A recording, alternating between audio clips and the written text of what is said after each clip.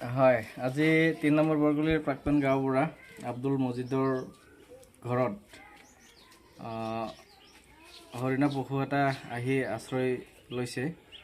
তো আমি স্থানীয় গাঁওবুঢ়া হিচাপে আমাক অৱগত কৰায় আৰু সেই হিচাপে আমি ফৰেষ্ট ডিপাৰ্টমেণ্টৰ মানুহক খবৰ দিওঁ।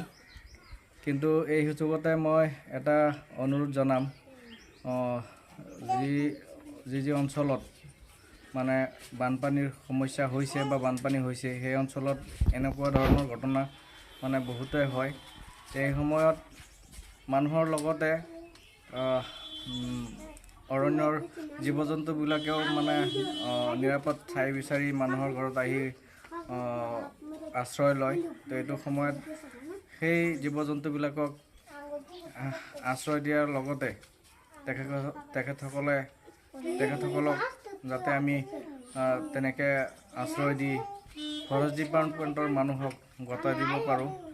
বিভিন্ন সময়ত আমি শুনা পাওঁ যে অমুক জেগাত হৰিণা পশু বা অমুক পশুৰ বা অমুক কিবা কিবি জীৱ জন্তু মানুহে বিনষ্ট কৰে, তেনেকুৱা যাতে ভৱিষ্যতে মানুহে নকৰে, জনসাধাৰণ নকৰে, তাৰ বাবে অনুৰোধ জনাইছোঁ।